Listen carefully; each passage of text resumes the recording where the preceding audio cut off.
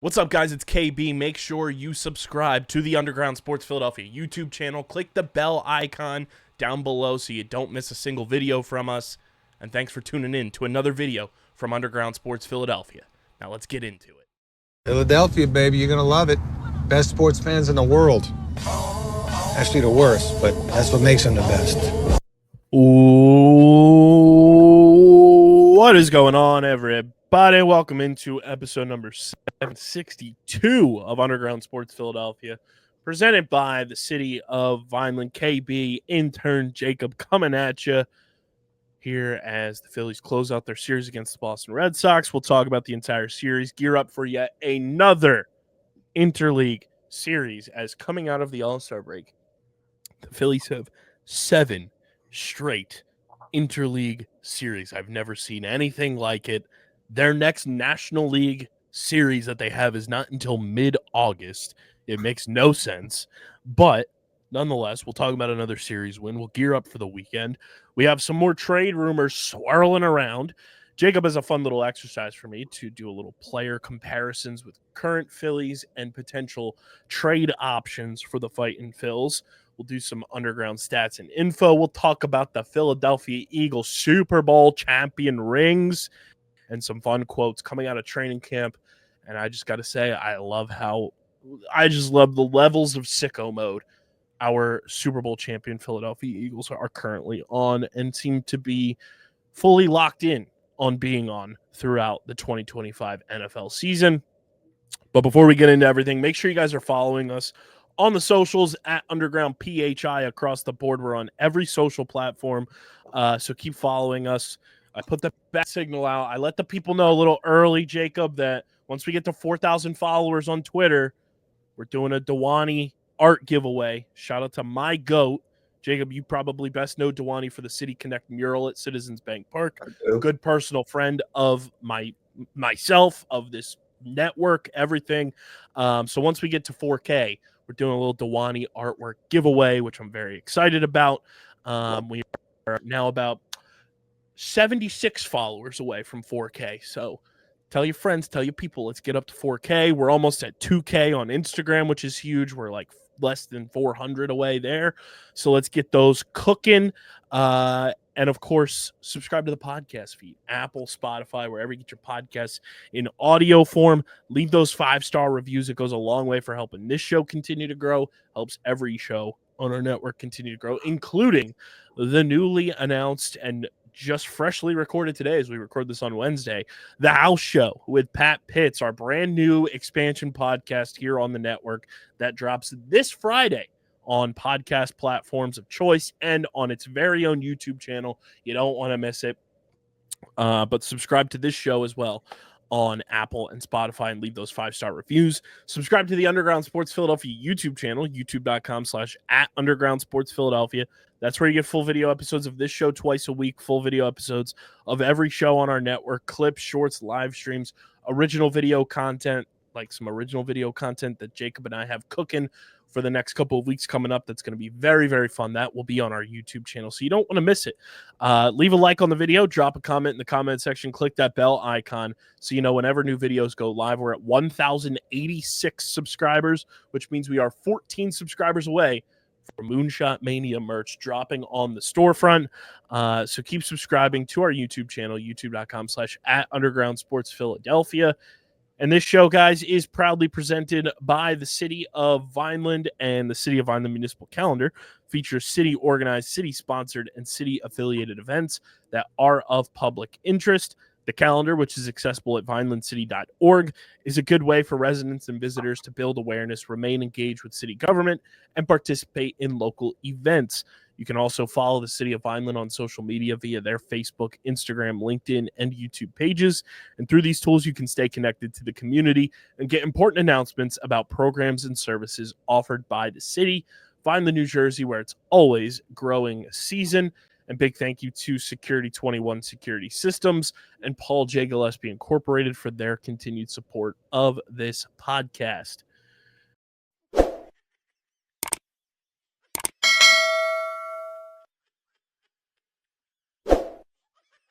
I'm Mayor Anthony Finucci. If you're looking for the right location, think Vineland, New Jersey. Our pro-business approach is supported by financial incentives, workforce development programs, and other resources which can give your business a competitive edge. Whether you're starting a new business or expanding to new markets, our business environment, infrastructure, accessibility, and quality of life make Vineland an ideal location.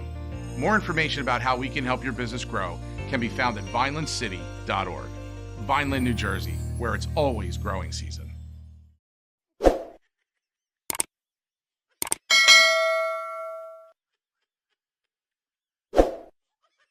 Jacob, another series win in the books. We can mark it down. The Fightin' Phils take 2 out of 3 from the Boston Red Sox, which makes my heart sing because I hate the city of Boston. It is the worst city on the planet. I hate that entire ecosystem that is Boston. But 2 out of 3 from the Red Sox makes me happy, and you'll get a kick out of this. We were recording the house show today and last night when it was going on. Pat Pitts and I were texting, and he goes, "Who the fuck is this Sanchez guy? Why is he so goddamn good?" And I was like, "Dude, he's a demon. He's a demon." And I think we have to start there. I know Zach Wheeler pitched in the opener of this series, but it feels so good to know that from the jump, I believed in Christopher Sanchez. That is a guy who I just saw the utmost potential in when he first got called up in 2023. And he just never stopped growing. He never stopped believing in himself. He never stopped developing. And he has literally gone from maybe a number 5 starter in a rotation to a bona fide Cy Young candidate and an all-star. And an all-star. Should have been multi-time all-star. But genuine Cy Young candidate in less than 3 years. Yeah. That's so rare to see in Major League Baseball, especially now with how quickly pitchers are removed from games, how often, how short the leash is for a lot of these guys. There's a handful of guys that if they're pitching that day, they have a chance to go 7, 8, maybe a complete game. Christopher Sanchez is working his way into that conversation and being the mainstay in that conversation. You have the Wheelers, you have the Scoobles, the Paul Skeens. When he's fully healthy, Ohtani has the ability to do it. When they're fully healthy, guys like Zach Gallen and Merrill Kelly can do it. But there's not that many guys in Major League Baseball who have that capability. When he's fully healthy, Garrett Cole is one of those guys. This year, Max Fried has been a guy that looks like a completely different pitcher than he was in Atlanta. Spencer Strider has the ability to do it unless he's pitching against the Phillies. But there's very few. Those are the guys I named there, and there's maybe a couple others, but in the grand scheme of 5-man rotations in Major League Baseball, that's a very minuscule number of pitchers who have the ability for anybody to say, "Oh, that guy can go the distance," and I'm not going to blink an eye because I know he can do it. The fact that Christopher Sanchez is in that conversation now, and after last night's performance, I don't know if you saw it from any of the accounts, he's now 3rd in the standings to win the NL Cy Young behind Zach Wheeler and Paul Skeens. That's crazy for the fast trajectory he's been on, from going from solid to good to great to he's genuinely an elite starting pitcher in the National League and, in my opinion, in all of Major League Baseball. But if you want to break down to just the National League, he's one of the top 5 pitchers in the National League. It's not even close. I would say so. I mean, were we expecting him to be this dominant when he was coming up? I personally wasn't. I thought it was going to be maybe back, maybe moving to the bullpen guy, maybe a fifth starter on occasional days, and he's been amazing. I don't think he's going to get Cy Young not this year just because he's here. Wheeler and Skeens are just right above him a little bit with their dominance, but all 3 of those dudes have been amazing and super fun to watch, and I still think it's Zach Wheeler's Cy Young season, but when he's gone, when we re-sign Sanchez, he's going to be there. We're going to have a nice 2-headed monster with our lefties, Ranger and Sanchez. And the fact that we've already signed Sanchez long-term to that contract is unbelievable. It's unbelievable. Good job with that extension. You've got one more. You actually have 3 more, but one two big ones. You got to Two go big get ones. you got to go get Ranger Suarez for however many years, and you give Kyle Schwarber a blank check. Blank. Did you see the fan last night I that did. had the literal blank check like sign? Yes. I want to go like, sit up by his section and just harass him for like 2 straight hours. Yo, you need to resign him, or else we will probably riot. Like, this is Philadelphia. You're not going to We just need all of the signs that enter Citizens Bank Park from now until the moment that Kyle Schwarber is resigned to just be blank check signs. Whoever had that idea and brought that sign in, I want to shake your hand. Genius. But back to Christopher Sanchez real quick, because I'm not done waxing poetic about this guy, because it's truly like a modern like marvel and like success story. And I tweeted this last night, Jacob. I said, do you know the story of how the Phillies ended up with Christopher Sanchez? The Rays couldn't put him on the roster, and the Phillies took him. Yeah, So they couldn't find room for him on their 40-man roster going into the 2020 season. So in November of 2019, the Tampa Bay Rays traded Christopher Sanchez to the Philadelphia Phillies for infielder Curtis Mead. I might sound crazy here, but I went through just like trying to remember as much as I could. Trading for Christopher Sanchez and the way that they acquired him might go down as the greatest trade Matt Klentak ever made as general manager of the Philadelphia Phillies. Oh, without a doubt. Like, Zach Wheeler, greatest signing he ever made. And I know he was here with Harper, but that's a Bryce Harper signing at that time for the money. That's an ownership signing. Yeah. Zach Wheeler signing is Matt Klentak. Yeah. The trade for Christopher Sanchez might go down as the greatest like heist of a trade Matt Klentak will ever make in his Major League Baseball front office executive career. Did Klentak make the JT trade? He might have. That's 1A, 1B. I will say, while that trade is like definitely like a massive trade. Sixto Sanchez and Jorge Alfaro. Yes. Pretty good deal. But also, I'll say this to play devil's advocate, and I'm not saying it was a bad trade whatsoever. Like, JT has been a franchise cornerstone from the moment he got here. Yeah. Sixto Sanchez was a Game 1 playoff starter for the Miami Marlins at one point. Yeah, it was that. So like, it did work, and like Alfaro made a solid major league career for himself. Yes. Curtis Mead, I feel like if you ask the average like most Phillies fans know who Sixto Sanchez is, and a lot of Phillies fans will know who Alfaro is just because he was traded here for Cole Hamels. Curtis Mead, I feel like you ask 100 Phillies fans, there's maybe 6 of them, and I'm being generous, who know who Curtis Mead is. He's been on the Tampa Bay Rays since 2023. And this is not me trying to bash Curtis Mead. The dude has just not been anything in Major League. He has a 226 batting average this year for Tampa Bay. He's in the minor leagues right now, if I'm not mistaken. He's only played in 49 games for Tampa Bay all year. He's played in 111 career games from 2023 to this year. And the Phillies traded that for Christopher Sanchez. Like, future Cy Young winner. Yeah. That dude is unbelievable. And it reminds me of like Cole Hamels getting to learn from Roy Halladay and getting to learn from Cliff Lee, where like Hamels was like the young pitcher in that 4 aces rotation. And Christopher Sanchez feels like the guy who's like taking every ounce of information he can from Zach Wheeler, taking every ounce of information he can from Nola, from Ranger. And I know it's on the record that Sanchez and Ranger like have learned from each other over the past couple of years. And I just love the way that Sanchez has just truly like rounded into being this dominant force on the mound. And I think it goes without saying, Christopher Sanchez is locked in to being your number 2 starter in the playoffs. So I still think it's Ranger. I don't. If we compare playoff stats, Ranger stats.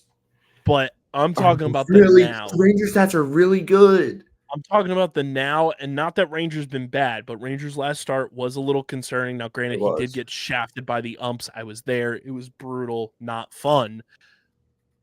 Christopher Sanchez has been the epitome of consistency this year. And that's not me slighting Ranger at all. Like, for the most part, Ranger's been awesome since he's been back from injury. But just looking at the leap Christopher Sanchez has made, like last year when he was an all-star, ended the year with a 3.4 WAR. And I know WAR is a controversial stat in baseball right now. It is. But still, he's got a 5.2 WAR right now this year. That's He's and I know wins and losses or whatever. He was 11-9 last year. He's 9-2 this year. In 20 games started, he's pitched 124 innings. He has only given up 8 home runs this year, 33 earned runs. He had 153 strikeouts all of last year. He's got 134 so far this year. It's amazing. He's been unbelievable. And like his strikeouts per 9 is at the highest rate of his career at 9.7. Last year he was at 7.6. His walks per 9 are about right around where they were last year at 2.3. They were 2.2 last year.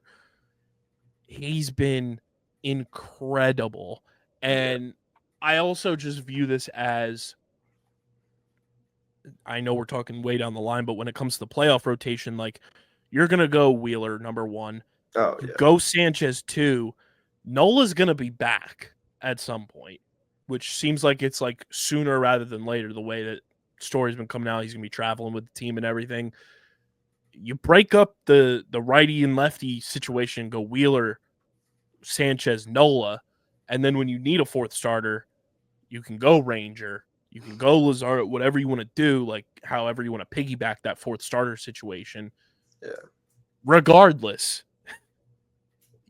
I think you have 2 of the best starting pitchers in Major League Baseball that can go 1-2 for you. And if you're pitching in the divisional series and you have Wheeler, Sanchez back-to-back, I feel phenomenal about that going into a series against damn near anybody.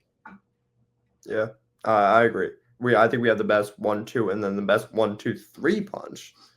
That's the scary part. But the other scary, not good part, bullpen. We will get to that. Yeah. We will get to that. Also, did you see the stats from last night with Christopher Sanchez? 9 innings, 1 earned, 4 hits, 12 Ks, no walks. Correct. So he became, with that start last night, Christopher Sanchez became the 3rd Phillies pitcher in the history of the franchise to record 6 straight starts of at least 6 innings pitched and to surrender 1 or fewer runs. The other 2 pitchers in that conversation with Christopher Sanchez that did it prior, Grover Cleveland Alexander and Steve Carlton. Yeah. Pretty good company. 2 guys that have their numbers / Phillies logo era retired by the team. Logo. Well, do you know the story of that? You know how they have the retired numbers and everything out in the outfield, but then there's a couple guys that like the logo when they pitched is with their name. That means, so I learned this year because when they put somebody in, I forget who it was, so I apologize to that player. When they put them in this year, I found this out. Those guys pitched either they wore too many numbers with the Phillies because it was so far back in the day, or I believe in Grover Cleveland Alexander's case, he pitched before they had numbers on the back of the jersey. So there's no number to retire. So they just put the logo that is like associated with the era that he pitched in. Makes sense. But he's with those 2 guys in that category. And then there's another stat that is like all of Major League Baseball that is just wild. So this is from OptaStats on Twitter. Christopher Sanchez is one of 3 MLB pitchers to have a 7-start span with the following statistics: an undefeated record, a sub 1.50 ERA, 50-plus innings pitched, 50-plus strikeouts, fewer than 5 walks, no more than 1 home run allowed. Jacob, the other 2 pitchers. I guess one. Sure. Tariq Skubal. No. Oh, let me throw some guesses out there. Wheeler. No. AL or NL? They are both NL. One is still active. The other is retired. Kershaw? Kershaw is one. When did the other one retire? Randy Johnson. No, but you're warm in terms of like era. Clemens? No, still kind of warm though. So NL. So he retired like early 2000s, late 90s. He retired. I'll tell you exactly when he retired. He retired in 2008. Was his final season. Al Leiter? No. He pitched from 1986 to 2008. Damn. All right, I'm a casual. Tell me. I'll give you the teams that he pitched for if this helps. All right. Yeah. So he started with the Cubs, then he went to the Braves for a really long time, went back to the Cubs, had a cup of coffee with the Dodgers, went to the Padres, and then finished with the Dodgers again. Not Kerry Wood, but is it Glavin Maddox? Smoltz, one of those fucks? It is Greg Maddux. Yeah, irrelevant. Braves. Greg Maddux, Clayton Kershaw, Christopher Sanchez. Yeah, pretty good company. Pretty damn good company, if I do say so myself. That's my number 2 pitcher right there. Like, that's crazy. And OptiStats followed up saying, this is looking at regular season span since ERA became an official stat in both leagues in 1913. Maddox did so in 1995 and 1998, and Kershaw did it in 2016. And then Christopher Sanchez this year. Crazy. He's unbelievable. Like, yeah, he's amazing. And he's so fun to root for. Like, when you see the passion on his face when he gets like a big strike, like when he talked about how Rob Refsnyder got the home run off of him, and then he got the 10th strikeout on him. That's why he was like so filled with emotion and everything. I was like, that's a competitor that I want on my baseball team. Like, that shows you how important and how much it means to him to go out and compete against whomever. It doesn't matter if it's Rob Refsnyder or Shohei Ohtani. Like, he wants to go and compete at the highest level. Which and I'll take guys like that. Yes. I'll take that type of baseball player on my team every single day of the week. Without a doubt. Without a doubt. So they take 2 out of 3. Multiple catcher interferences in this series that I've never seen anything like it. No, baseball's a weird game, but we love it. So first walk-off catcher's interference since 1971. When Johnny Bench was the catcher that did the interfering. My mom wasn't even born then. I wasn't even a thought then. I wasn't even a thought yet. I told my mom, I said, you were 10. You were 10 years old the last time that happened. The Dodgers won a game against the Cincinnati Reds on a walk-off catcher's interference, and Johnny Bench was the catcher. Wow, that surprised me from a legendary catcher. And then the very next day, we get another catcher's interference as Bryce Harper stole home. Yeah, can they just not count? Like, Bryce stole home. He was safe. He was safe. I want to post on my social media, what can this man do? This is my hero. This is my go. Aaron Judge could never, Francisco Lindor could never piss off my Yankees and Mets friends because I don't see any of them doing that. Bryce Harper is my goat of everything. And, call it a stolen base of home. I get why the letter of the law calls it catcher's interference because Narvaez stepped in front of the plate and didn't give the batter, who was Brandon Marsh at the time, the opportunity to swing at the pitch, and he stepped in front of the bag before the pitch was thrown. So I get why it's catcher's interference. I did too, but like he was safe. But it does suck, and it would have been really cool to see Bryce Harper steal home. Yeah. In terms of officially. He clearly stole home. Like, he was safe. Everyone saw it. Which, I mean, Bryce Harper, it goes to show you, this series in particular, when Bryce Harper is going, this lineup is so different. Yeah. And, like, that's, like, the big caveat is, like, just Bryce staying healthy. Like, as long as he's healthy, he can get in a groove and he can go on runs like he's been on in this series. And, like, that's going to change the trajectory of this lineup moving forward for sure. But obviously, the way tonight's game ended, you still need that extra bat. Even in a game like Monday's game with the catcher's interference walk-off, you still would have liked another bat in this lineup. Like, that's a game that shouldn't have had to go to extra innings. There's just moments that you clearly see the deficiencies in this lineup at certain points. I saw it on Sunday with certain guys too, and I was just like, man, this is rough that they don't have that extra bat in the lineup to really like lift this lineup up. But my tip of the cap, Jacob, right here, tip of the cap here is brought to you by our friends at 47. We love 47 here at Underground Sports Philadelphia. It's my go-to hat brand of choice. Their apparel is second to none. They just dropped the coolest baseball collection of all time. Jacob, I'm going to send it to you so you can take a peek at it yourself. It's the Parlor collection, and it's the baseball helmet with the ice cream in it. It's the coolest stuff ever. I absolutely need it. I need all of it because it's perfect.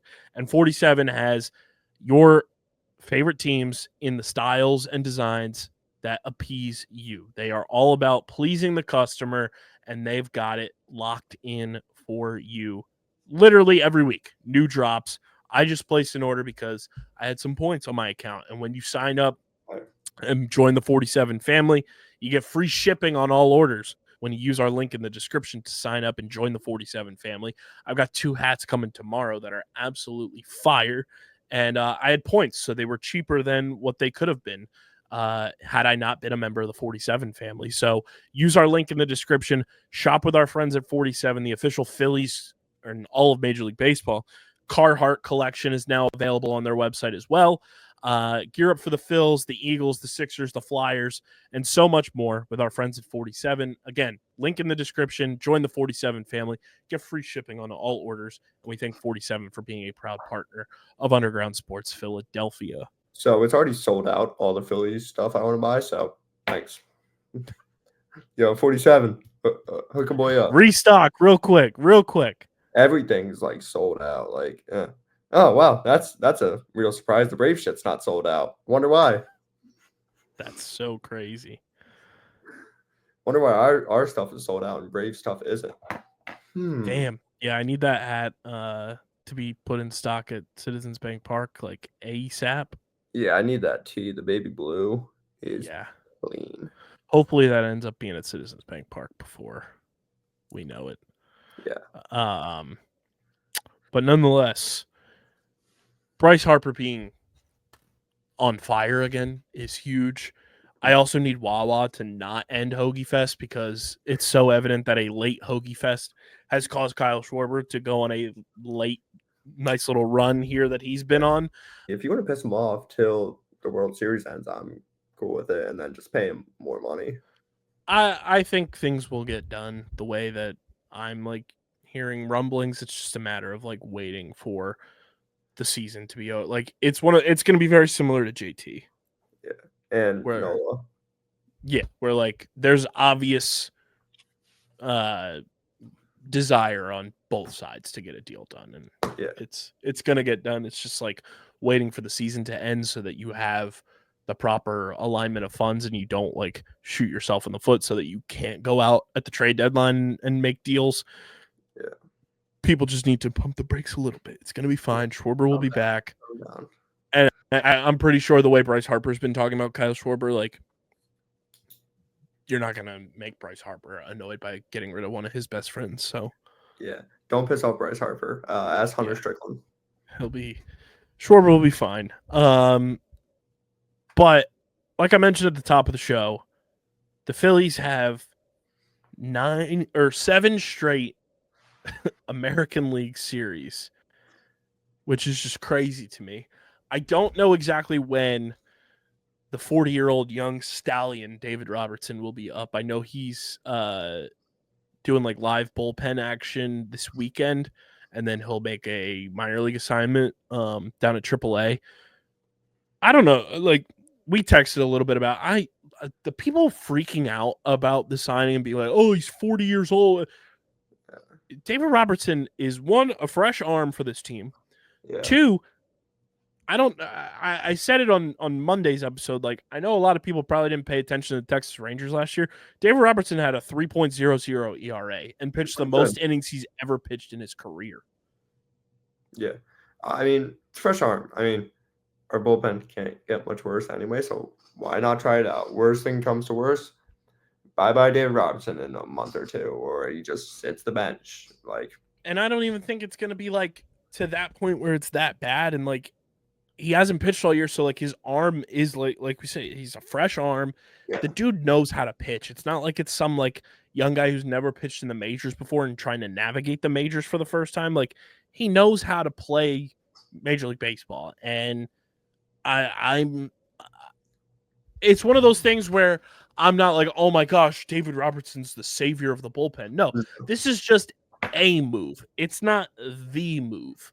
And that's where, like, people are, like, blowing this out of proportion. Like, there are going to be other moves for the bullpen one way or another. David Robertson is just a piece. And on top of that, I don't know if you saw, it's basically them just reallocating the money that Jose Alvarado had to forfeit for being suspended. That's what they paid David Robertson. Like, I have no, like, use if the money's there, just use it. Yeah. That's all it is. It's not my money.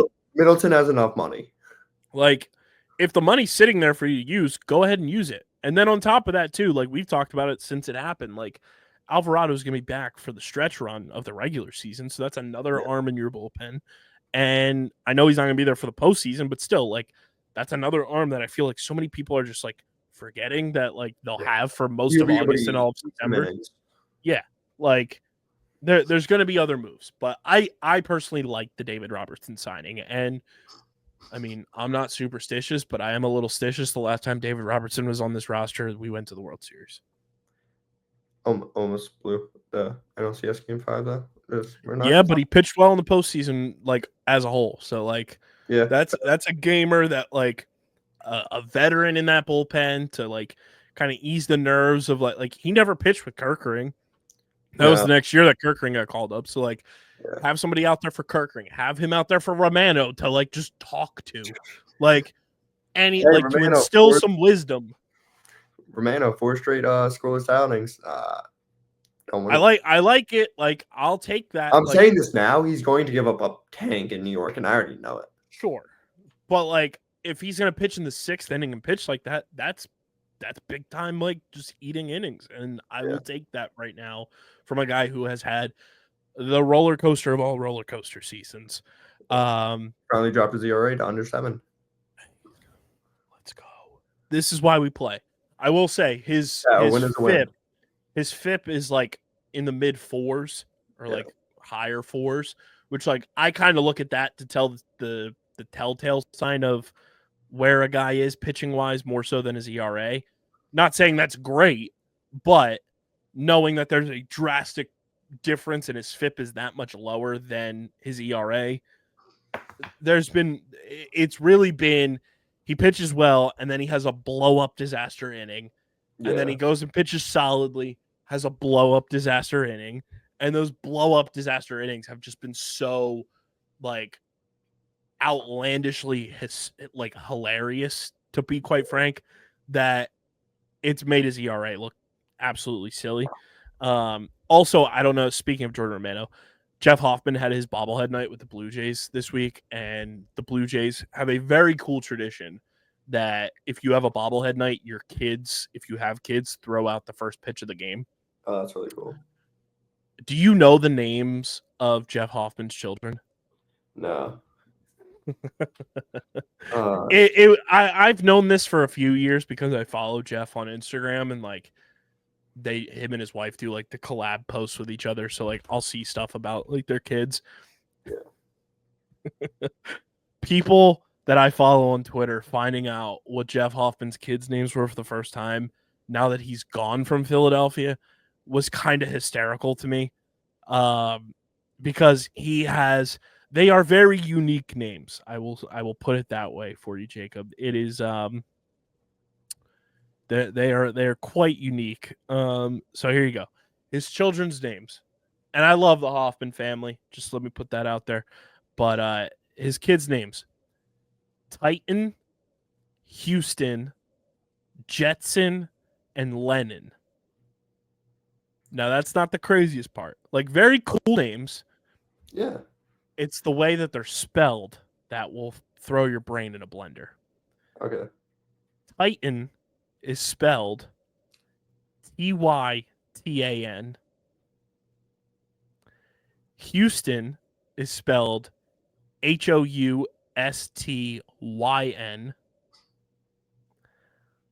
Jetson is spelled Jetsyn. And Lennon is spelled Lennyn. What's up with all the Y's? There doesn't need to be that many Y's there. Like I'm not the smartest guy here. But Houston, there's no Y in. Titan, there's no Y in. I'm not the smartest guy here. I'm not the smartest guy in the world. But I know there should be some different letters there and not Y's. Jeff Hoffman, you love the Y's. And why do you do it? That's the real question. Why, Jeff Hoffman? Why? I think my favorite thing is the first response to the tweet is someone saying tradition spelled Tradytion.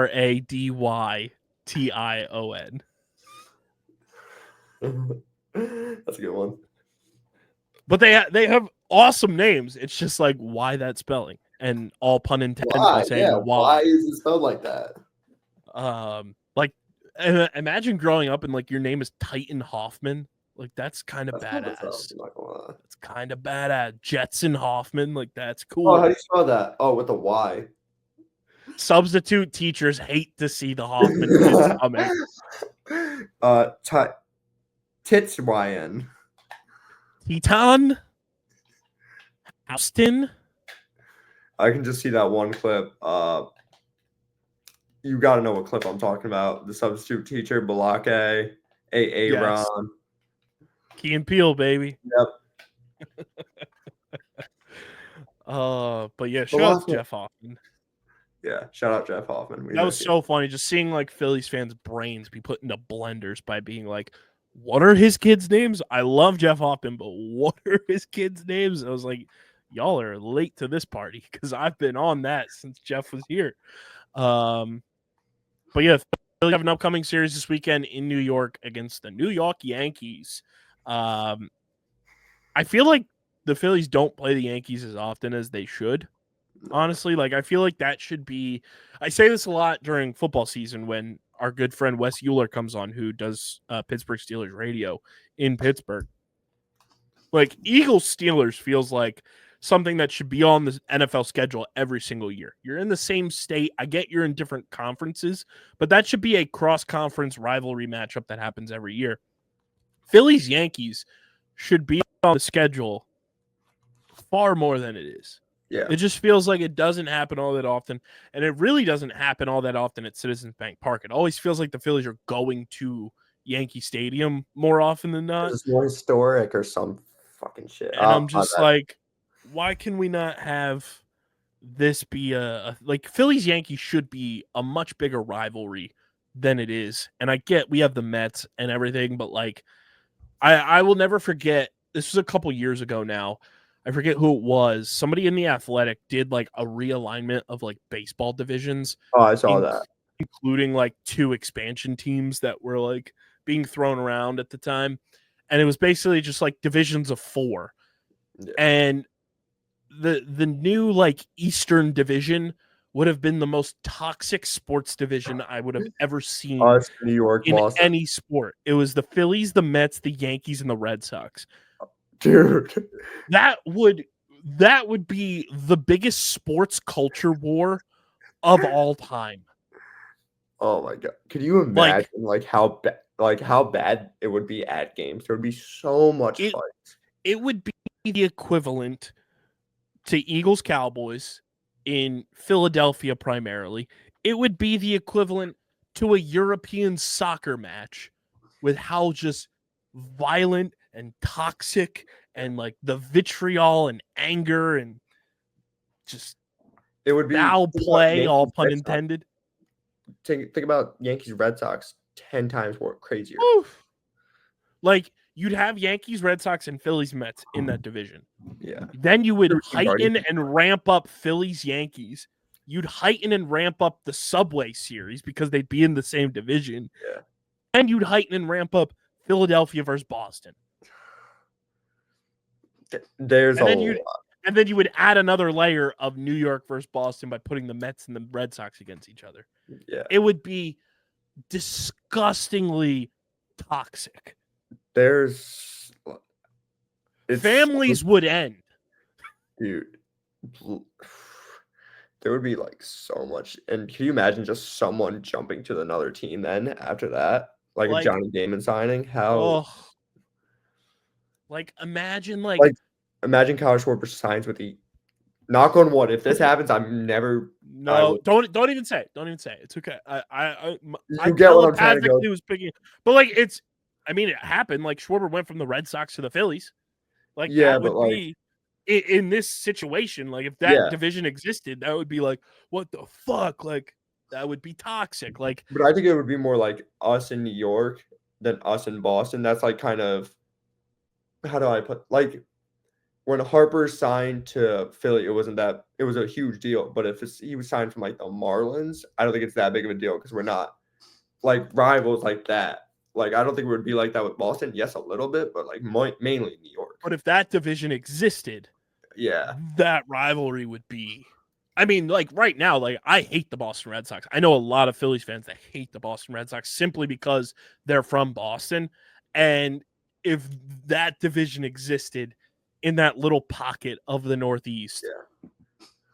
Like imagine going to like Thanksgiving or Christmas or Hanukkah or any holiday and you bring home a girl or you bring home a kind fella and they're a fan of one of those other three teams. Yeah. It's not the politics debate anymore. It's the why the fuck are you a Red Sox, Yankees, or Mets fan? I will say this: I don't hate the Red Sox like you. I have personal reasons for just hating the city of Boston overall, and because the Red Sox are there. Fun though, dude. Like I go to Boston a lot, so it's my least favorite city in the world. But like I liked a lot of Red Sox players. Like David Ortiz is still one of my favorites. Oh yeah, I like certain players. Like I love David Ortiz. Like when Mookie Betts was on the Red Sox, he was one of my favorite players. Still is one of my favorite players. See, I hated Pedroia. I liked him. I will never. I love Jarren Duran just because he speaks about mental health. So I will say that. That's one reason I'm a big fan of him. I obviously rooted for like Shane Victorino to just succeed as an individual. I'm glad Pedro Martinez retired as a Philly. But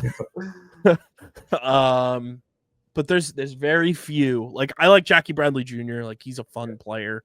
But there's very few guys that I'm just like. Yeah, I can't do Boston. Chris Sale was one of the dudes I did not like, no matter. Oh, I could not stand. Could not stand. And now he's on the Braves. Gave me an even heightened reason to like just. I like Nathan Eovaldi. I like Nathan Eovaldi a lot. He was one of the guys who I was like, okay, I can root for him. I'm glad that he's not on the Red Sox anymore. I'll put it that way. Yeah. But yeah, that would be the most toxic division in all of sports. Can we make this Manfred? Hear me out. I hate your guts. I whooped your high school's ass 2 straight times in the same year. Do this. This would be really toxic, and I love it. Could you also well, it's kind of already like that in the NL West, but like Giants, Athletics, Dodgers, and Padres. There's gonna be worse in California. Yeah, that would be gross.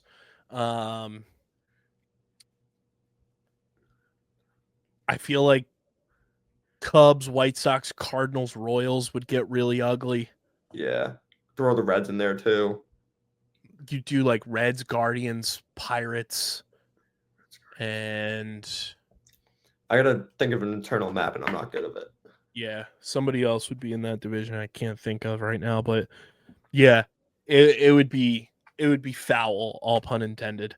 But yeah, Yankees, White Sox, and then Tigers is when the Phillies come back home to play at Citizens Bank Park again. Tigers, Orioles, and then they go to Texas to wrap up this 7-series stretch against the American League before they go to Cincinnati to play the Reds, and then they go to Washington to play the Nationals for 4, and before they come back home to play another American League team in the Seattle Mariners, and then the Nationals come to Philadelphia, and then the Phillies go up to Citi Field to take on the Mets, Kyle, and the Braves come to town to close out August. You said it wrong. It's Shitty Field. Fair. Well played. Thank you. Well played. But on top of the Yankees, who are just like free fall collapsing right now and committed 4 errors against the Blue Jays tonight in Toronto, trade rumors are a swirling, everyone. They are a swirling out in the wild. Jacob, you compiled some names officially that like either officially been linked to the Phillies, have been guys we've talked about that make sense for the Phillies, or a combination of both. The big names that came out today from the Jon Heyman, who, for everyone out there, if you're not used to the trade deadline, Jon Heyman is probably one of, if not the premier name in the national baseball media to pay attention to when it comes to Phillies acquisitions at the trade deadline. He is very in the know. He broke the Harper signing. He's broken a lot of the trades that the Phillies have made over the past couple of years. He's got some sort of connection to Dave Dombrowski or someone in the Phillies front office. So if you see things coming from Jon Heyman, there's a lot of validity to it. I'll put it that way. Yeah. Today, Jon Heyman says that both the Padres and the Phillies are teams to watch when it comes to Jarren Duran and Steven Kwan. 2 names we have on our list here. Here's why I think Steven Kwan makes a lot more sense for the Phillies than Jarren Duran does. Number one, the Red Sox are very much in a playoff race right now. Yeah. I still don't understand like the reason that Duran is on the trade block for them. And Duran makes a lot more sense for the Padres, in my opinion, because they need the outfield help in terms of like a lefty bat more so, in my opinion. And Duran's from California. So it'd be like him going home, that type of thing. Not that I don't think Duran's a good player. I just don't think he fits what the Phillies need right now. Like he's a little bit better than Brandon Marsh just in terms of like power and like a little bit on average, but like Brandon Marsh does a lot of the things that Duran does. Why I like Steven Kwan a lot more, and even though he's a left-handed bat, he can play left field really, really well. He can probably play center field to a degree if you need him to, and he hits for contact. That's a dude who's going to hit close to 300 year in and year out. He's very much in his prime. You kind of know what he is.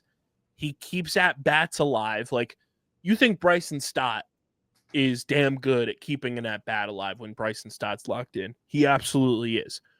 Steven Kwan is like the evolved form of that. Like, he doesn't swing at bad pitches.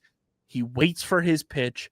To have Steven Kwan as a table-setting player in this lineup would be massive. And I just love his game. He hits for extra bases. Obviously not really a power hitter, but if they're able to get Steven Kwan, holy moly, does that change like the whole like outlook on this lineup in a multitude of ways. Like, we've talked about it a little bit both on and off pod. Like, Steven Kwan coming here gives you the ability to not only like do what you've been doing, kind of like flip-flopping like Trey, Schwarber, sometimes leading off. Like, you can go Kwan, Trey, Bryce, Schwarber, and lengthen the lineup so much more. Because I think one thing the Angel series and a little bit of today has like shown us, like, I love Nick, I love Alec Bohm, and Bohm's going to be out for a little bit now, which is unfortunate. Those guys were not the answer at the cleanup spot. No. You put Schwarber behind Harper in that cleanup spot, teams are going to be forced to pitch to Bryce Harper because they don't want to face Kyle Schwarber. And then if Bryce Harper makes them pay, Schwarber's up to bat and can drive in copious amounts of runs. Yeah. Okay. Then your 5-hole can be Nick Castellanos. You can go and have like the lineup gets so much deeper with a Stephen Kwan added to this and removing Max Kepler from the lineup that it just makes my heart sing about what this lineup would be able to do with Stephen Kwan at the top, with Trey Turner at the top. And like, you could get funky with it. Like you could theoretically go like Brandon Marsh hitting 8th, Kwan 9th. So he's almost like a quasi like leadoff hitter at the bottom of the lineup. And in some instances go Marsh, Kwan, Trey to turn the lineup over. Like that's terrifying in my opinion. You're getting me to feel some type of way, Kyle, and I like it. I like it. Some other names that you compile on the list. This one I feel like is a lot more fan motivated, which I don't hate. I just don't know if it's the right move for the Phillies to make, especially if they're already being fully linked to Stephen Kwan. But I like this from he hits right, like he's a right-handed hitter perspective. He hits for power perspective. Citizens Bank Park, I think, would do a lot for his game in terms of just the dimensions of the ballpark. Adolis Garcia. I like the player. He's obviously having a down year compared to what his 2023 World Series run type of season was on. But the dude still hits tank shots. And if I'm not mistaken, he would be, I think, in second place right now in terms of home runs by a Phillies player behind Kyle Schwarber. I'm double checking the stats right now. Yeah. Today? What's that? Didn't Harper time today with his 14th? Was that his 14th for Harper today, or was that his 13th? I know Nick or Harper hit 14. One of them. I know Nick is at 13 now. Harper's Harper's at 14, so he'd be tied for second with Harper. Baseball Reference didn't update for today's games yet. So Adolis Garcia would be tied for second in home runs for the Phillies. Batting average doesn't do a lot for me. He's hitting 228. Not the batting average is like the end all be all, but also like coming into today, Adolis Garcia, his OPS is what kind of shies me away.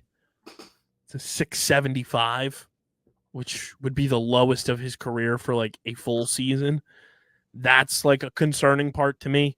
He's already at 100 strikeouts. He doesn't walk all that much. And if he's not going to walk when he's a power hitter and not like drawing pitches and everything and like lengthening the lineup, he's the type of guy that like the Rangers are going to want a lot for him. But to me, he's a guy in the postseason that almost does what like the 2021 Braves did when they traded for Jock, Eddie Rosario, and Jorge Soler. Like he would be a type of guy like that for me, but you're going to have to give up far more than I think I'd be comfortable with. So I don't know where I'm at on Garcia just yet. He's a guy I have my eyes on, but I don't know if he's like the answer. A guy that I'm like, as the days go by, I'm like, man, would he be fun at Citizens Bank Park? Luis Robert Jr. You want to talk about tank shots, Jacob? You want to talk about tank moonshots? Moonshots. 14 more subscribers. Moonshot Mania merch goes in the store. Luis Robert Jr., I feel like I know his numbers don't reflect it, but he's playing for the Chicago White Sox. Like, that lineup is a death sentence, and that's no offense to those players. But you mean to tell me Luis Robert Jr. gets inserted into this lineup and is hitting like 6th behind Schwarber, behind Nick Castellanos, behind Harper? You're telling me he's not going to rake to the moon in South Philly? Like, I feel like he is just like, he's the perfect example of like his surroundings and his environment are impacting his overall play. Chicago Stadium is not ideal for a power hitter, in my opinion. And if you brought him here, he could do a lot of damage. and I would love to see what he could do in this lineup. He's hitting 206, which is not great whatsoever. But again, I feel like he's a product of his environment. And when the Chicago White Sox are as bad as they are, I feel like you almost have to, like, he's a player that you almost have to take a chance on. He's 27 years old. He'll be 28 on August 3rd, so right after the trade deadline. But he's somebody that I can't help but think about what it would do for him as a player to just be able to play a lot more loose and not feel like he has the entire weight of an organization on his shoulders to be like the superstar home run hitting like titan of a player. If he was on this Phillies team, I feel like his career could honestly change so much. And he's not all that far removed. He was an all-star in 2023. He won a Gold Glove in 2020. Like, take that for however you will, but like, he's a right-handed bat. He intrigues me a lot. And it would obviously depend on the price for him and what the White Sox would want. But he's somebody that I'm like, man, if the Phillies can strike a good deal for him, I think he could really like be a big piece for this lineup. Yeah. No, he'd be fun to watch. He's the best way I say he's a right-handed Kyle Schwarber in the lineup. Yeah. That's what I see it as. And like, you can play him in the outfield, you can play him at DH, like you can do some fun things with him. Like, it's not like he's a poor fielder. Like, no, want to go up. And I think playing at Citizens Bank Park would improve that to a degree, where like he doesn't have to run all that much in the outfield because it's better dimensions. But he's somebody that I'm like, man, he'd be a lot of fun in this lineup for sure. The next man, Cedric Mullins. I've said it time and time again on this show. I'm so out on Cedric Mullins. Like, I know, like, if this was like 2 or 3 years ago, I'd say all in. Let's go get him. Like, type of player we need. Cedric Mullins feels like a player that's like on the decline, and he does a whole hell of a lot of what Brandon Marsh and Johan Rojas do when we already have Brandon Marsh and Johan Rojas. Yeah. And he's an older player.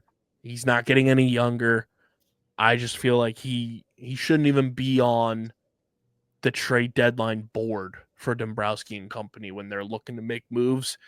Like, he's hitting 213 this year. He's got a 684 OPS. Like, that's not moving the needle for me at all. Like, that would be Austin Hayes 2.0, in my opinion. And we don't need Austin Hayes 2.0. It would probably be a 1-year rental because he's a free agent after this. Yeah. So. The next move, which gets more intriguing by the day because Alec Boehm is out injured. Gino Suarez. Eugenio Suarez. The dude is raking right now. I know he's the type of player that I'd say you trade for him and then you just figure it out when he gets here with where you put him on the field, where you put him in the lineup, all that kind of stuff. I can't deny the dude is probably going to be the hottest commodity at the trade deadline. And you're going to be in a bidding war with probably Detroit, probably with the Yankees, probably with the Red Sox, probably with the Mets, probably with the Dodgers. Yeah, they won't trade in their division. That's true, but you never know. We've seen the Diamondbacks trade with the Padres in the past too. Like, you never know. I don't know if the Phillies end up with Suarez. I would be giddy as all get out if they did. I just don't feasibly see him being someone they acquire. Yeah. Which sucks, but I've been proven wrong in the past. And he would be a massive, massive upgrade to this lineup. And I don't know where you'd play him. Do you do Schwarber in left to then put him at DH for some games, Boehm at first? Harper at DH, Suarez at third. Like, it's a lot of moving parts. Yeah. But the bat speaks for itself this year. 36 home runs, 18 doubles, 86 RBI. He's hitting 253, an OPS of 921. He's going to be a hot ticket item come July 31st. Yeah. He would be interesting. I would like it. I just don't see how it feasibly would work for the Phillies to acquire him. The next man who has been tied to the Phillies a little bit, Emmanuel Clase. He's probably my third favorite reliever of the potential relievers the Phillies could go and get. Johan Duran is number one. Griffin Jackson, Felix Bautista, who we'll talk about in a little bit, are probably like 1A, 1B. And then Clase is right there. He's another person that I feel like is almost like the product of his environment this year in particular, where like the Guardians have been so bad compared to what the standard has been for them that he's like almost putting insane amounts of pressure on himself to just be perfect rather than just like pitch. And I feel like he would be awesome in his bullpen, and you'd have to do a package for me to feel comfortable of getting him and Quan together. I would like it. I think he would be a lot of fun in this bullpen. You have a back end of Robertson, Kerkering, Strom, and Clase. That's pretty fun. That's pretty fun. I'm talking postseason wise too, and like obviously the remainder of the regular season you'd have Alvarado in there. That's a lot of fun. I would like it. I think Clase, he knows how to close. You know, he can close in big games. He obviously has some moments that make you want to pull your hair out, but those are like few and far between. But like I said, he's probably like my third, maybe fourth favorite reliever on the market. But I'd be happy if the Phillies were able to get Emmanuel Clase. Like, I would not be angry if that was an acquisition. Like, that would be their best bullpen acquisition in the Dombrowski era by far. No, he would he would help out the bullpen so much. That actual closer role, excuse me. 7th Kerkering, 8th Strom, 9 Clase would be nasty. And that goes for any of these guys we're about to mention too. Yeah. Let's talk about Felix Bautista. I feel like he is he feels like the Dombrowski type. He does. Where he's been very good. He's on a bad team, and nobody is tying him to the Phillies. Like, Clase's name gets thrown around. Duran and Griffin Jackson have been thrown around. Bednar and Santana have been thrown around. Bautista feels like the type. Like, Dombrowski has done deals with the Orioles in the past, so there's a past relationship there. And, I mean, Bautista would be awesome here. Yeah. He's intimidating as hell, too. 6'8". Yeah. He's taller than me. He would be sick here. He's got a 2.60 ERA, 19 saves, a 1.13 whip. He's been consistently good over the past couple of years. I know he missed, 23 with Tommy John? Last 24. Year. So 24 with Tommy John. And summer 23. But he's bounced back. He's pitched really well. And, like, he's on a bad team, and he has a 2.60. Like, he feels like a very big, like, Dombrowski target that nobody's really talking about. Yeah, he's amazing. I have him on my fantasy team, so I like him very much. But he, again, very intimidating. Him coming out in that 9th inning, you say 6'8", 280. I'm going to stop there, but very, like, oh, shit. We haven't had an oh, shit guy, really, where you're coming in and you're scared. 6'8", 285. Jesus Christ. He could go in the paint with LeBron. Bro, have you ever seen him in MLB The Show? He looks exactly like LeBron. Yes. He looks exactly like LeBron. And it's weird. But my point being, he's an oh shit guy. Where it's like, oh shit, the Phillies have a closer. Yeah, we do. So, yeah. What is his contract situation? So he signed a 2-year, $2 million deal with the Orioles. Oh, because he's still arbitration eligible the next 2 years, and then he's a free agent in 28 when he'll be 33. He's also the type of player that fits the Phillies timeline right now with age-wise. I would like him a lot. He would be very fun here. I think a lot of Phillies fans would like him a lot too. So he's definitely somebody that I'm keeping an eye on.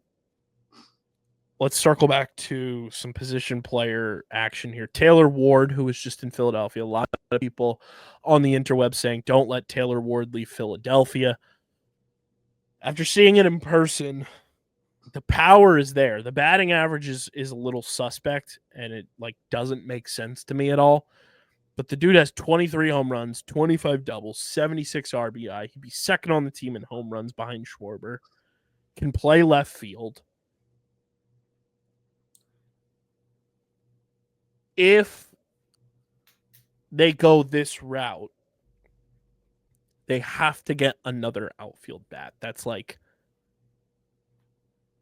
an off-the-bench type of player to go with Taylor Ward. I think the power's there.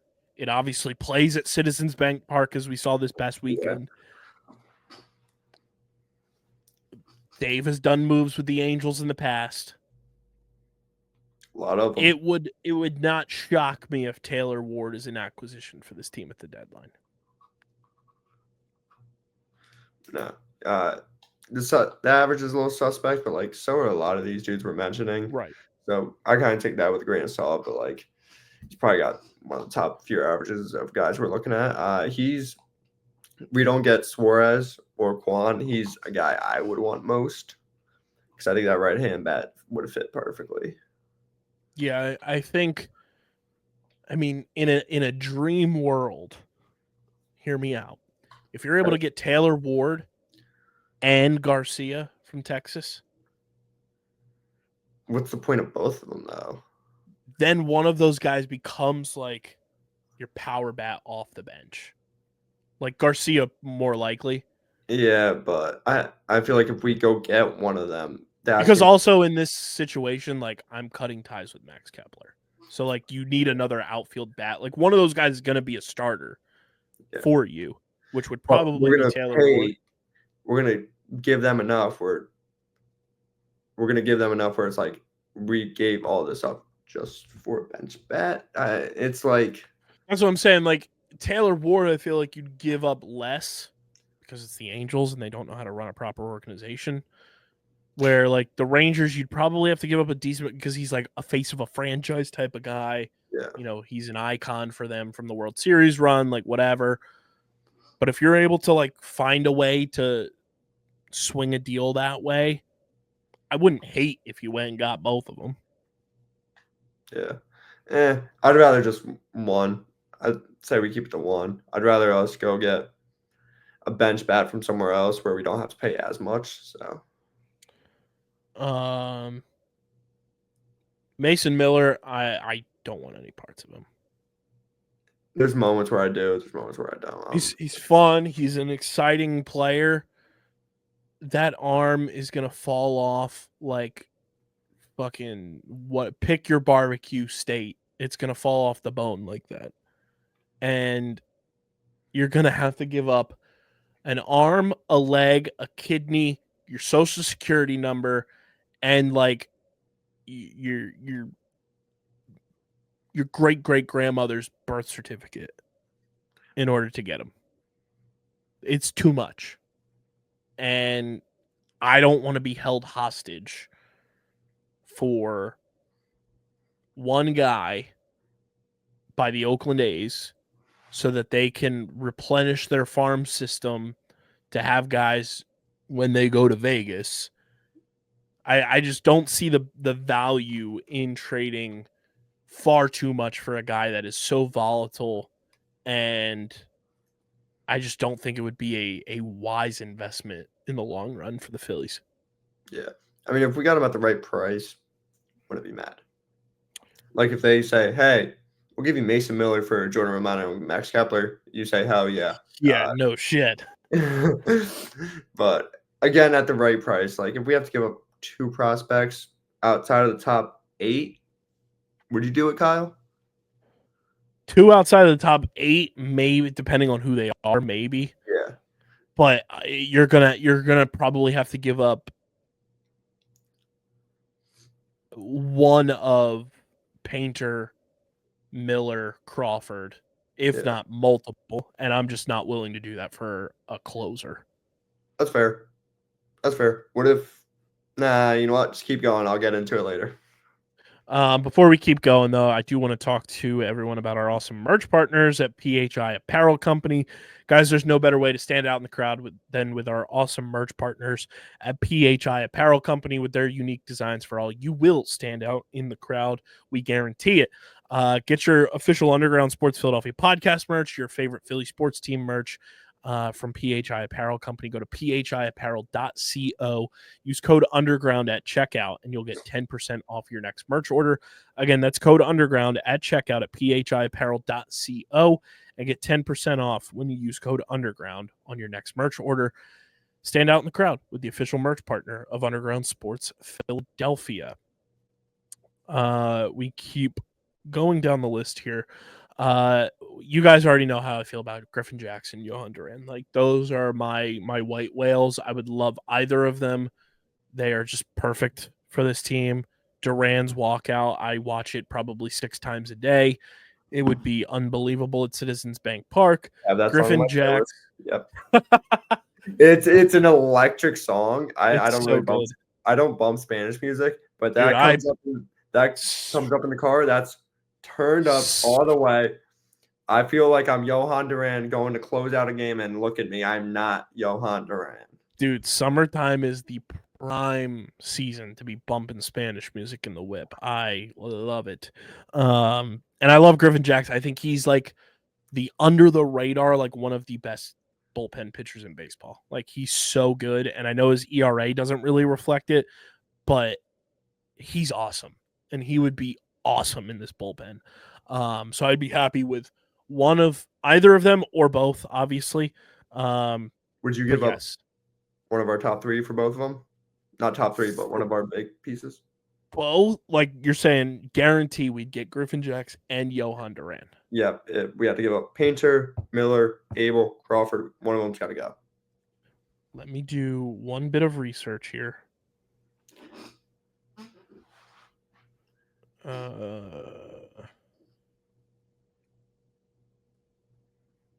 Let's see. So Griffin Jax is signed. He's got 2 more years of arbitration. Griffin Jax would be 33 when he becomes an unrestricted free agent. He's a little bit older than I thought he was. Duran.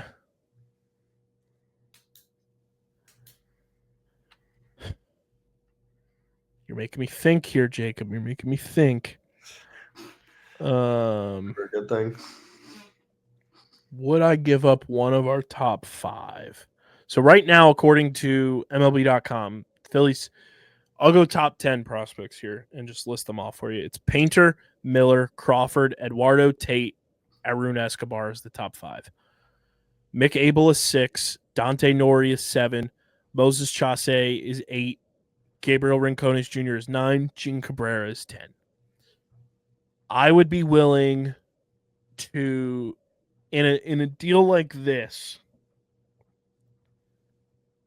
I would probably say, as much as I love him, you probably move Mick Abel in a deal like this. Yep, Mick Abel and probably one more dude. You probably give up Rincones. You probably give up Rincones Jr., which, like I said a couple episodes ago, like, if you have to move him at this deadline, I'm okay with that. And probably one more deeper prospect.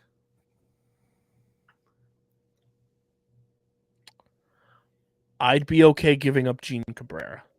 I would too. Number 10. So that's 3 top 10 prospects that I'm willing to part with. I'd also say, if you have to move like a like a Hendry Mendez or Seth Johnson or anything like that's more top 15 guys, Yeah. I'd be willing to do that as well. Yeah, no, I'm so fine with that. Like, if you're guaranteeing me you get both of those guys, there's no doubt in my mind. Like, yeah, you have to consider it for sure. I'm going to send an email right now of what he should do. We move to the Bucko duo.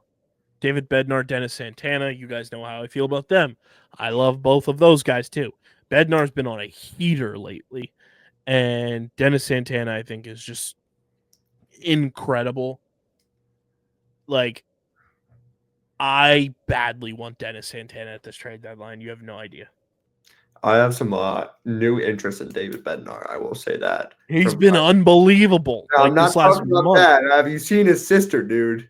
Oh, brother, here he goes. Dude, his sister's a rocket. Respectfully. Respectfully, if David Bednar ends up here, you have to be respectful.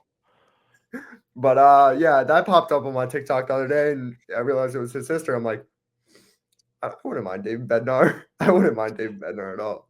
I wouldn't mind David Bednar because one, he's an awesome pitcher. Two, he's gotten electric out of the bullpen walkout song too with Renegade, which would be unbelievable. And then third one is the sister. Third reason is the sister. You said it, not me. But I would love, like, if you can't get Duran or Griffin Jacks, like, go and get both of these guys. Yeah. Like, I would be willing to move like 2 of the top 10 prospects for both of these guys to Pittsburgh. Like, unbelievable, 100%.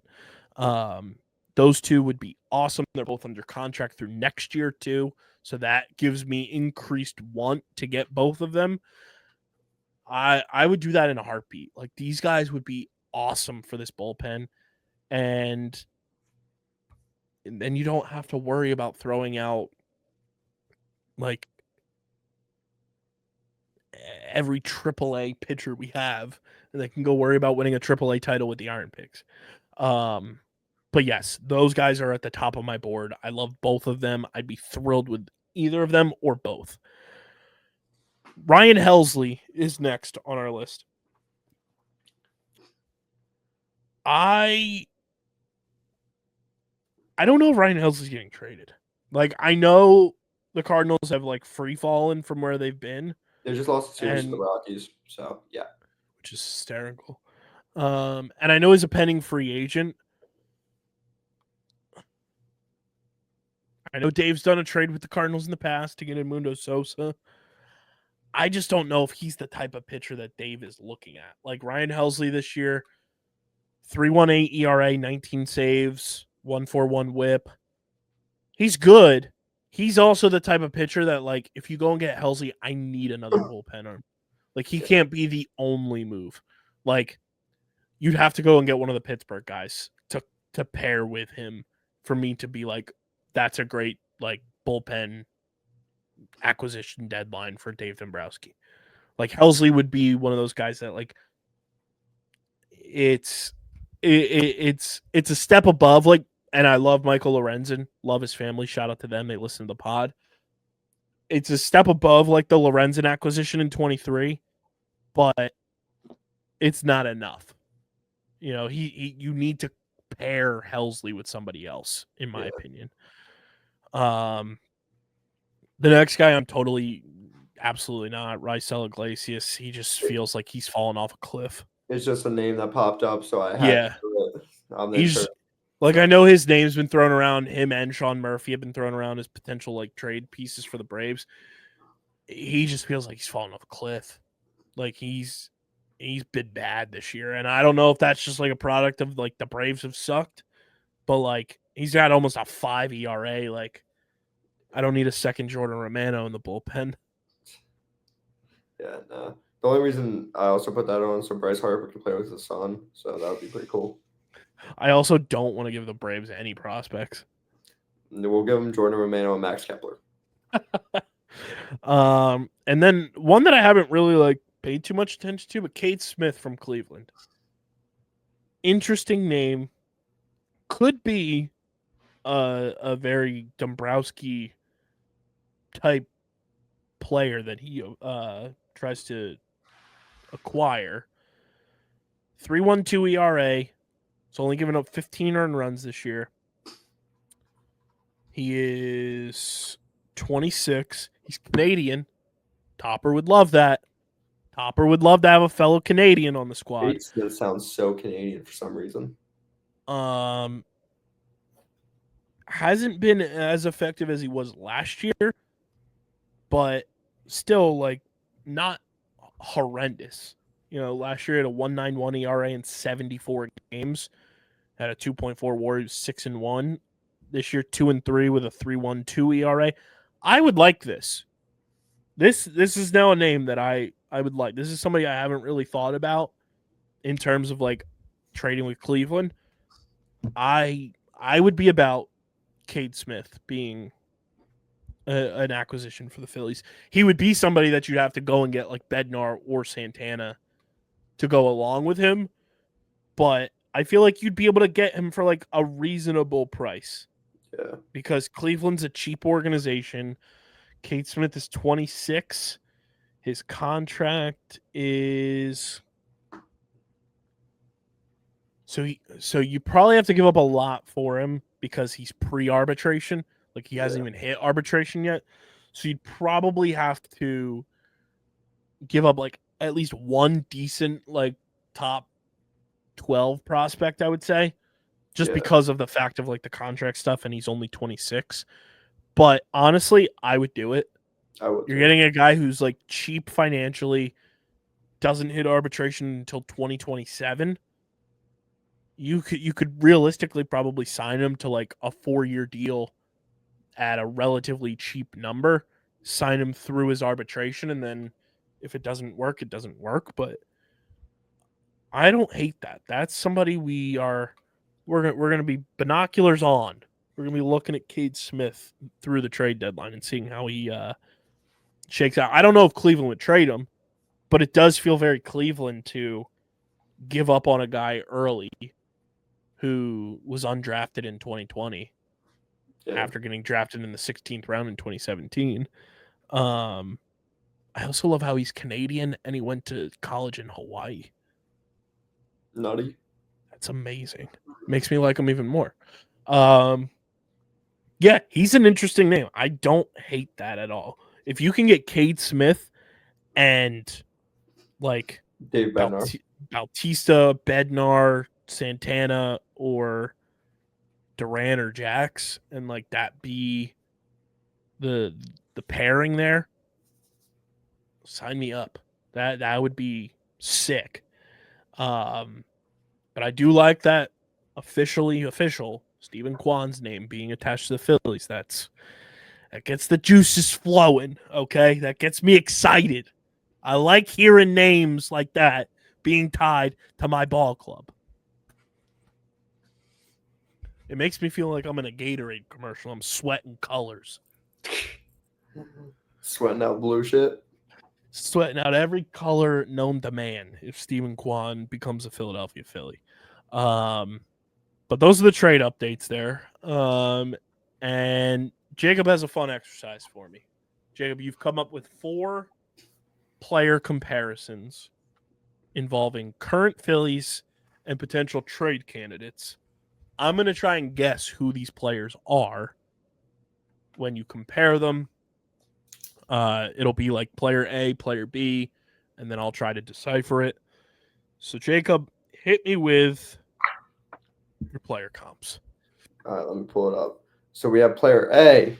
Slash lines are looking like 232 average, 309, 488, 797. Player B, 206, 304, 371, 615.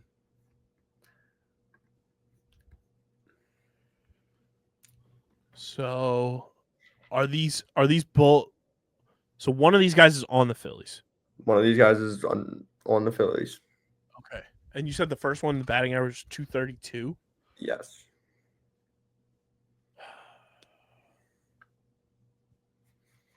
I'm going to say that's Taylor Ward. You are correct. So then 206 is on the Phillies.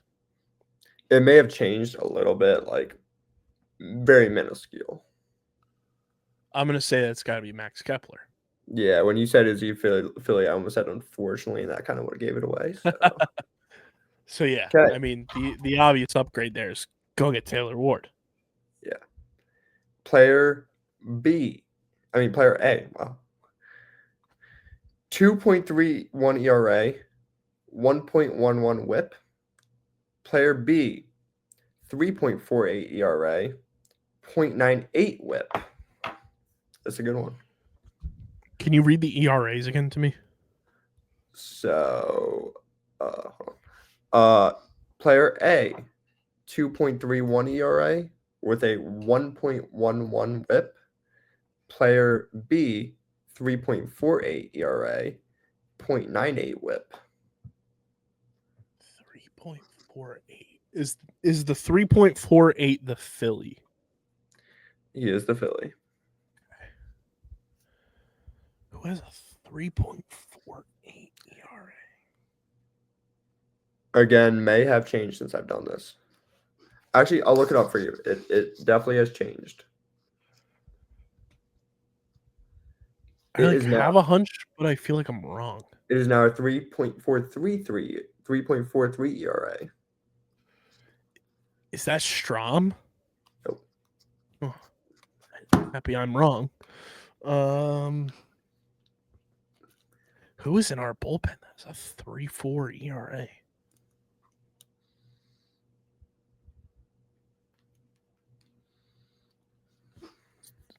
It's not Kirkering, is it? Oh, not Kirkland. Okay. So that eliminates 2. It's not Jordan Romano, obviously. Clearly.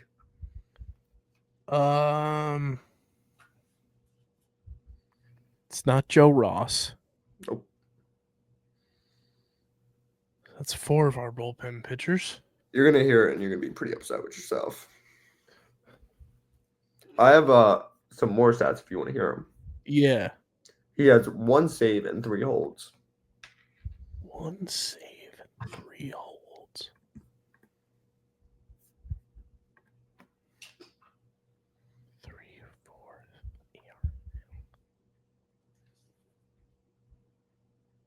Why do I not? Why is our bullpen like escaping me? And who's in our pen? Tanner Banks. Yep, there you go. Do you want all of players A stats now? Yeah, run those back for me. 2.31 ERA, 1.1 WHIP. Do you want his saves? Yes. 15. Is that Mr. Renegade?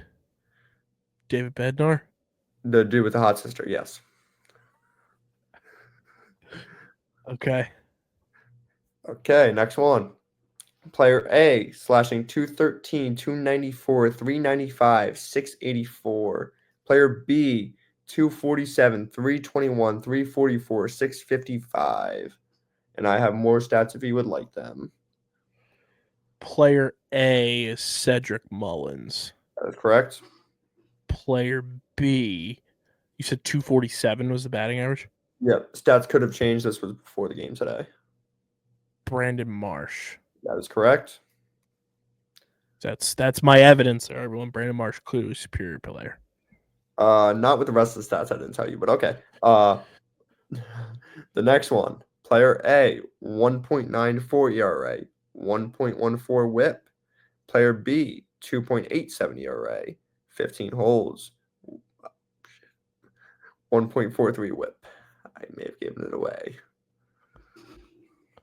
Run those back again. I'm sorry. Somebody sent me. I'm in in one of those videos of like a hype compilation of a PLL player, and I just got very excited.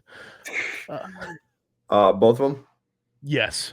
Player A, 1.94 ERA with a 1.14 WHIP. Player B, 2.87 ERA with a 1.43 WHIP. First one is Santana. Nope. Really? 149. Oh, that's Duran.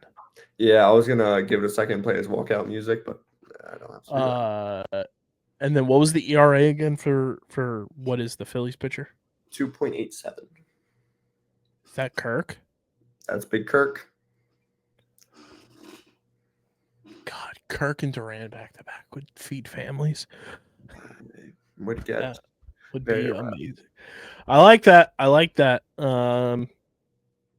Yeah, those would all be big upgrades for this team, except for Cedric Mullins.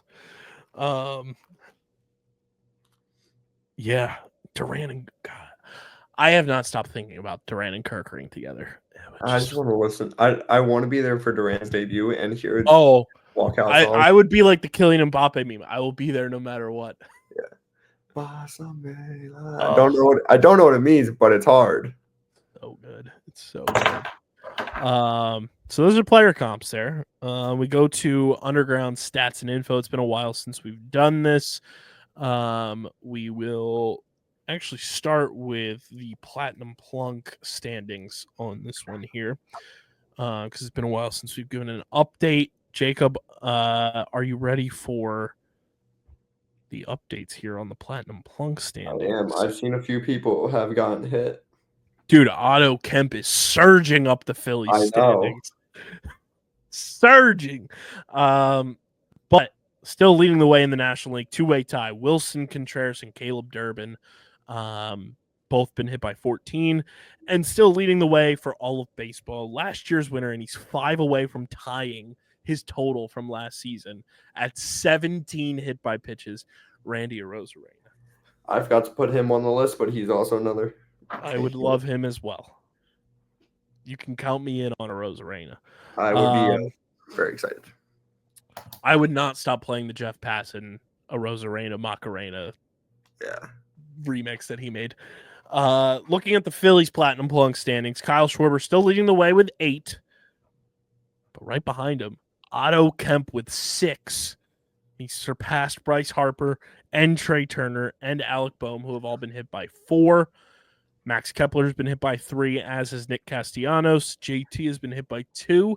Edmundo Sosa has been hit by 2. Bryson Stott, Rafael Marchand have been hit by 1.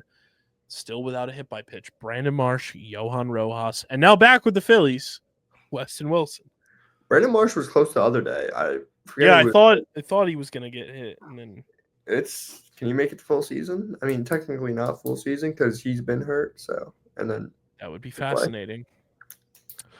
But Otto Kemp is he's doing Chase Utley proud. No, Chase Utley would be smiling. And did you see Chase Utley's interview the other day? On Part of My Take, yes. Yeah. So good. That's my second baseman. Sorry, Bryson Stott. But he ate so many peanut butter and jellies. Yeah. And he still thinks it's a clean slide. Which it was. Yeah, I didn't see a problem with it. He was in his way. But yeah, Otto Kemp making a strong case to potentially be the Phillies Platinum Plunk Award winner by the end of the season. We move to the team standings, back in the lead where they have led all season long. The Minnesota Twins are tied at the top with 59, along with the Seattle Mariners. The New York Mets are at 58. The Angels are at 53. The Diamondbacks, Tigers, Cardinals are at 48. The Astros are at 46. The Orioles are at 45. The Red Sox are at 45. The Brewers are at 44. And the Nationals are at 42. The Giants are at 41. The Rangers are at 40, which is league average. At 39, the Royals, the Blue Jays. And at 38, it's the Reds, the Yankees, and the Phillies.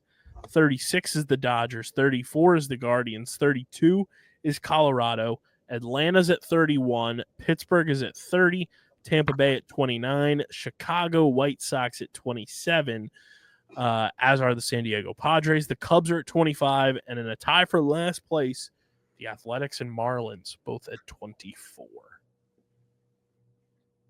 Crazy shakeups. We could see some new leaders in the clubhouse by the end of the month, which would be wild. Wild. Moving to our run differentials. We go to the NL East, Jacob, as we've unfortunately got a shakeup at the top of the NL East. New York Mets now in first place at 59 and 44. They've won 4 in a row. Would you like their runs scored or runs against? Runs against. They have given up 406 runs, which is tied for the fewest in the division. Plus 41. You're in the ballpark, plus 45. They've scored 451, given up the 406 number for a plus 45 in the run differential category. We move to the 58 and 44 Philadelphia Phillies, 5-5 in their last 10. Would you like their runs scored or runs against? Go runs scored. They've scored 469 nice runs so far this year, which is the most in the division. Plus, I mean, you said it's a plus 69. In the ballpark, they're at plus 63. They are tied with the Mets for the runs against at 406, scored 469 for that plus 63 number. We go to the third place Miami Marlins, who are 48 and 53. Would you like their runs scored or runs against? Runs against. They have surrendered 485 runs, which is the second most in the division. We'll go minus 62. Still in the ballpark, minus 54. What's out of the ballpark? What's out of the ballpark? 10 or more. Okay. All right. They're at a minus 54. They've given up 485, surrender, and scored 431. We go to the fourth place, 44 and 57 Atlanta Braves. Would you like their runs scored or runs against? Runs against. They have surrendered 428 runs, which is essentially second because there's a tie for first, but second fewest in the division. Minus 18. Still in the ballpark, minus 10. Okay. We'll get there. They've scored a division low 418 runs. That's second Braves fans. Then we go to the last place, Washington Nationals.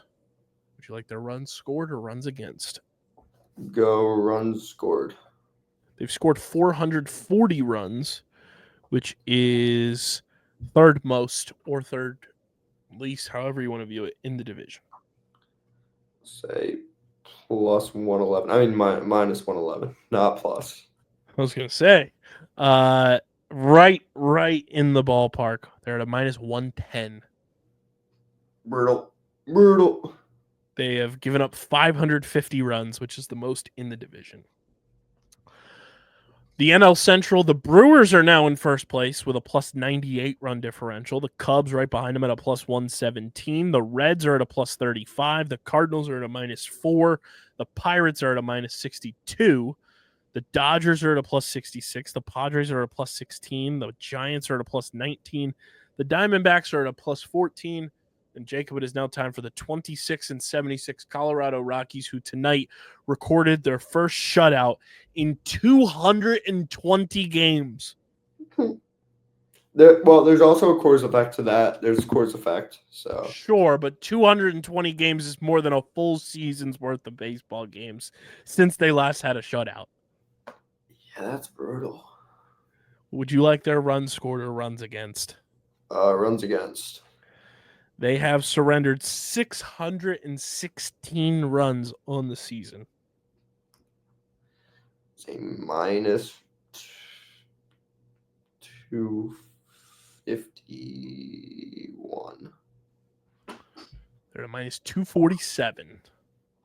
Minus 247. They are on pace to only surrender 978 runs following their shutout tonight.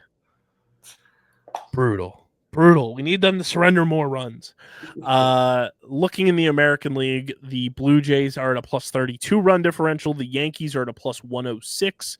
The Red Sox are at a plus 54. The Tampa Bay Rays are at a plus 64. The Orioles are at a minus 108. The Tigers are at a plus 72. The Guardians are at a minus 34. The Royals are at a minus 22. The Twins are at a minus 9. And the White Sox are at a minus 72. Then we go to the AL West. The Astros are at a plus 64. The Mariners are at a plus 17. The Rangers are at a plus 61. The Angels are at a minus 65. And the Oakland A's are at a minus 146. And those are your run differentials, your Platinum Plunk Award standings there as well. Brought to you by our awesome pals over at Kenwood Beer, the official beer partner of Underground Sports Philadelphia. It's a refreshing light beer, just 4.1% ABV, 120 calories, just 8 grams of carbs. You guys can go to kenwoodbeer.com, use the Kenny Finder to see who's got Kenwood Beer on tap in the Philadelphia, New Jersey, Maryland, Pittsburgh, and Delaware areas. You can also find Kenwood Beer at your local liquor stores in those markets. And if you're going to the Mann Center anytime this summer, you can get Big Boy Kenny's, the tall boys, at the Mann Center all summer long. Again, that's kenwoodbeer.com. Must be 21 or older to do so. And as always, guys, please drink responsibly.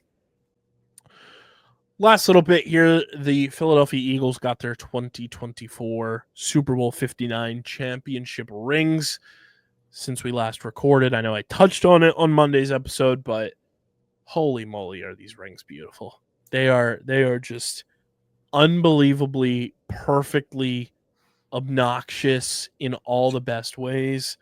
The fact that there is a button that you can push that makes the wings spread out from the ring that has Nick Sirianni's quote about greatness on them is just amazing. I love that the Brazil flag is on the inside because that's where the Eagles started their season. That's this past year. The size difference from the 2018 Super Bowl to the 2025 Super Bowl is crazy. This year's ring dwarfs the original Super Bowl ring, and just the attention to detail, like the fact that there's a depiction of Lincoln Financial Field on the ring with the player name. The wings is such a cool, awesome aspect of it. I love when championship rings come out too, Jacob, and they show like why each diamond or gem is there and what the number of them signifies. Like that stuff is just so cool to me. And these are the coolest rings I've ever seen. And I've seen a lot of like rings just in the past. I've had rings in my house before. This is the cool. Shout out to the boy Jamil Demby. This is the coolest Super Bowl ring I've ever seen. Yeah, no, it's pretty legit, and I'm waiting for the Phillies to get a cooler one this year. I'll say that. Like, just unbelievable. Like, showing like all the details on the inside of the ring, the scores of all the games in the playoffs, the points that they scored in the playoffs, which is a record. Just the coolest ring ever. And the reactions from all the guys like getting their rings and like seeing them so excited was the coolest thing. And like seeing the 4 guys who were the 2-time Super Bowl champions have both of their rings on. The fact that like that ring looks gigantic on like Lane Johnson and Brandon Graham's hands is crazy. Yeah, they're pretty big MFs, if you know what I mean. They are some big mofos. So shout out to everyone involved in the ring design and making them come to life. Also, Eagles training camp has gotten underway as we record this on Wednesday, and just some amazing quotes. Everyone wondering whether or not Jalen Hurts was going to put the ring on, and he said, "That's in the past. I'm on to this season." I love how psychotic he is, and I mean that in the best way possible, because he's so dialed and focused that he can't even be bothered with putting something on his hand that came from last season. That is just the epitome of just like wanting to win at all costs. No matter what it takes, he's going to find a way to do it. And he can't even be bothered to think about last season. I love Jalen Hurts so much. The fact that Jordan Mailata is like talking about like we're not defending shit.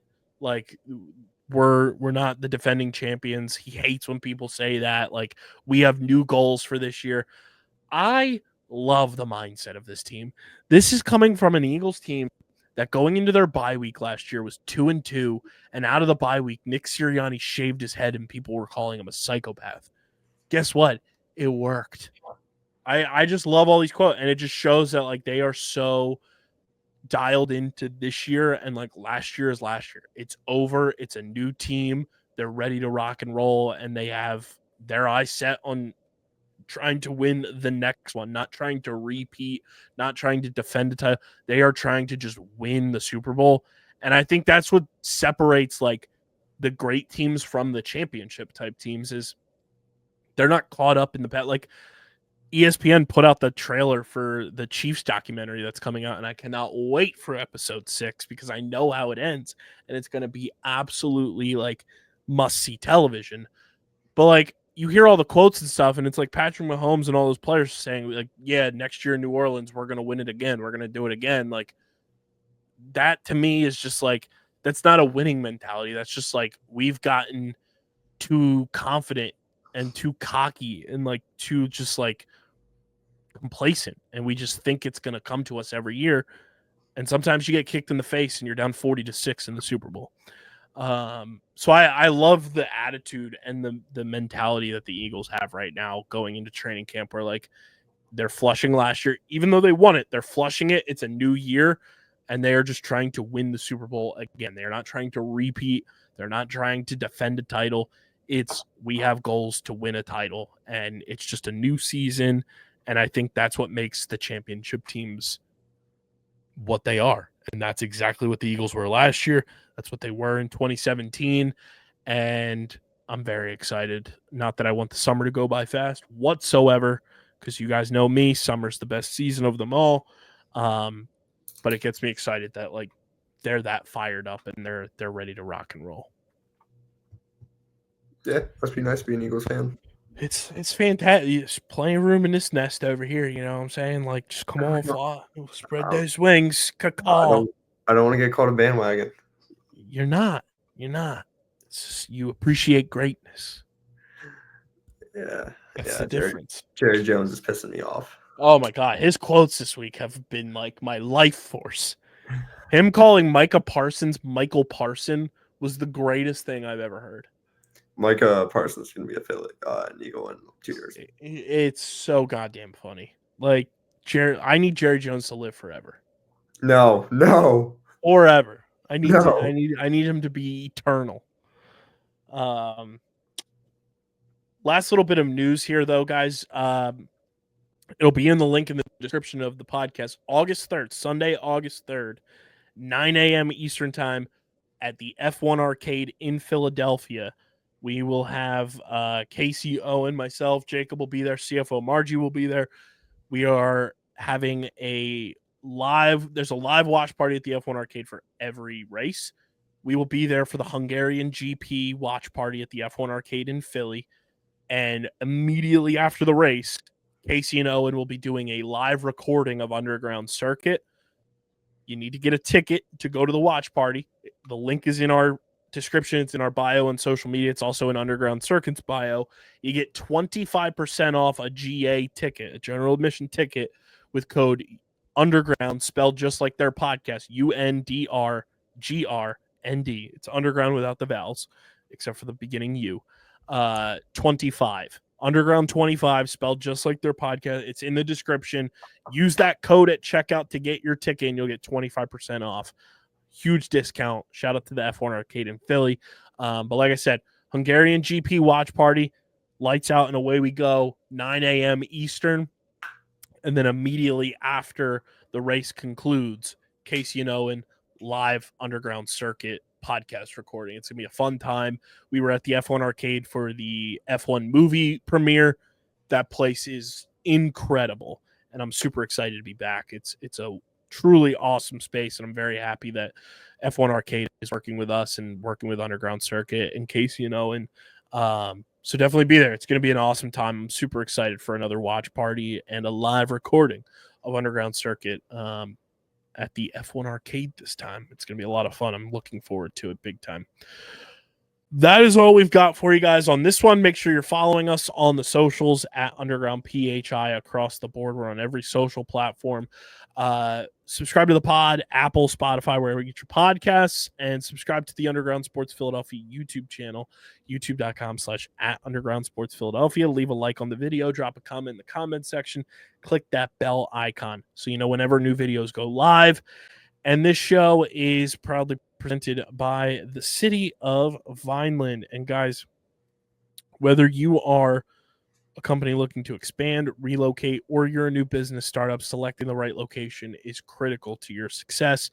Vineland, New Jersey offers both an affordable business location and an excellent quality of life. The city's economic development department is a one-stop source for moving your project through the development and approval process, and their goal is to make this process as smooth as possible and to provide the fastest turnaround times in the region.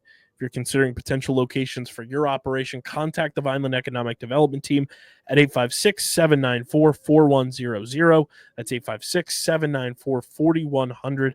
Vineland, New Jersey, where it's always growing season. And big thank you to Security 21 Security Systems and Paul J. Gillespie Incorporated for their continued support of this podcast. This has been episode number 762. One last thing, as you guys are listening to this, it's CFO Margie's birthday. Happy birthday to truly the GOAT of all GOATs. This company would not exist without her belief in me, and she is truly the best mom a kid could ask for. So happy birthday, Mom. I love you. You're the best, and thank you for believing in me, believing in everyone who's believed in this company. And I hope your day is perfect. Can't wait to spend it at the beach with you, and it's going to be a ton of fun. I love you. You're the best. Episode 762 of Underground Sports Philadelphia in the books. For Jacob, I'm KB. We'll be back breaking things down about this Yankee series to kick off your Monday, talking Eagles, talking whatever the hell else comes up in discussion. But until then, we're getting the heck up out of here. Wish CFO Margie a happy birthday if you follow her on the socials or you know her. And we'll see you guys on the next one. But until then, we're getting the heck up out of here and signing off. Peace.